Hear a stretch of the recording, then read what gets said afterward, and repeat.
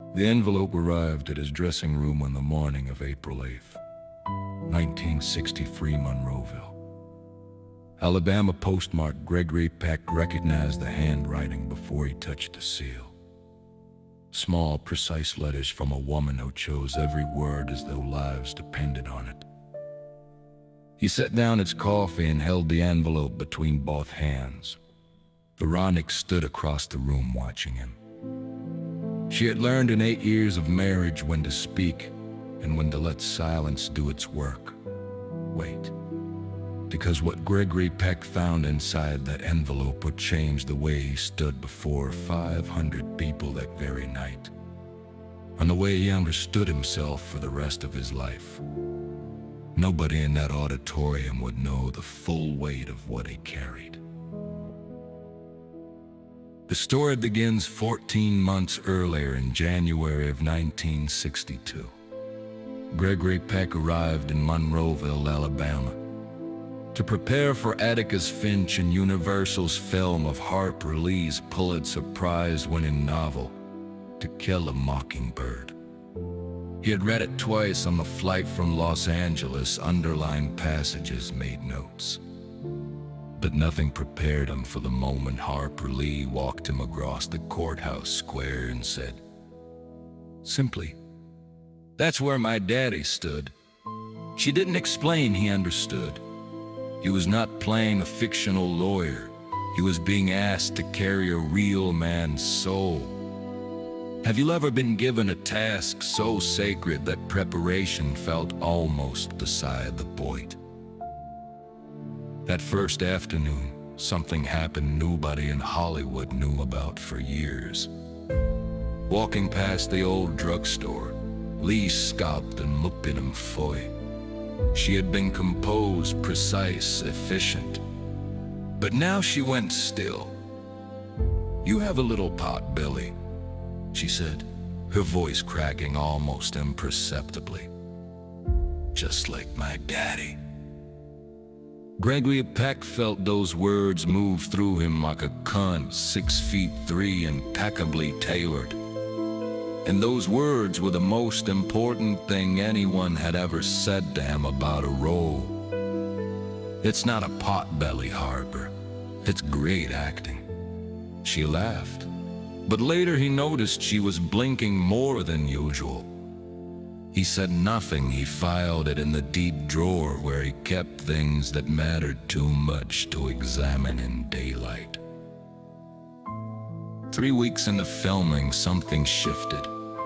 On the courthouse set, Gregory Peck was rehearsing the closing argument wearing a prop pocket watch, touching it unconsciously as he ran the lines. Harper Lee sat watching. On the fourth take, the crew went entirely quiet. The kind of silence a room makes when it recognizes something. Robert Duvall, waiting in the wings, stopped moving. When the take ended, Lee walked to the prop master and said something nobody else heard. That evening she waited outside Peck's trailer, holding something in both hands, gold-washed silver, old and worn at the edges. "I want you to wear this instead." He looked at the engraved initials ACL, Amasa Coleman Lee, her father's watch. He would have wanted Atticus to have it. Gregory Peck said the only thing adequate. "I'll take good care of it." She nodded once and walked away. What would you do if someone handed you their grief and their gratitude wrapped in the same object? You wore it for the rest of the film in every scene. What Atticus Finch stood up and used quiet principle to dismantle injustice.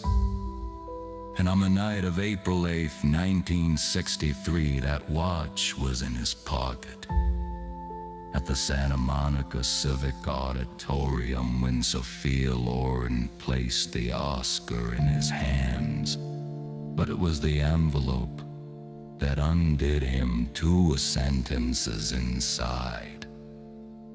Atticus Finch gave you the chance to play yourself. I wrote him knowing, without having met you, that somewhere in this country a man like you existed.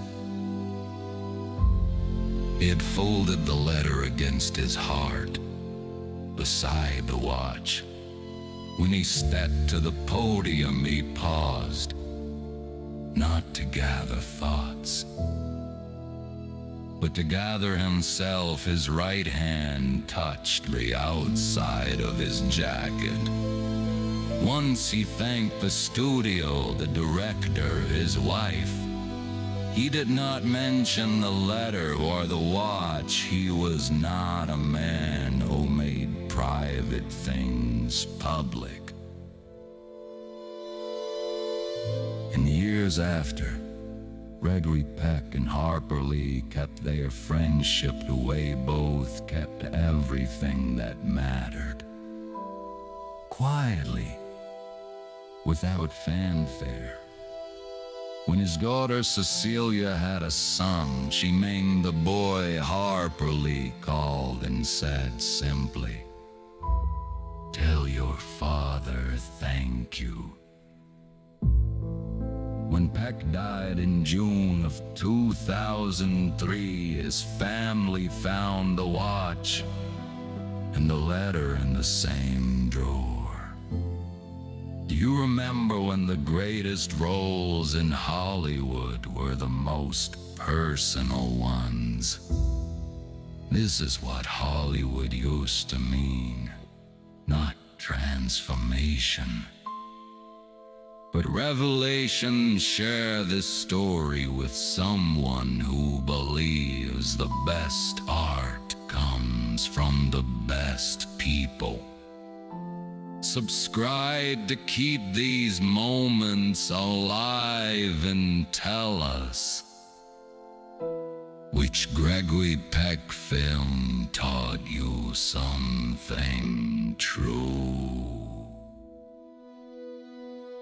Every memory matters. Every voice deserves to be heard.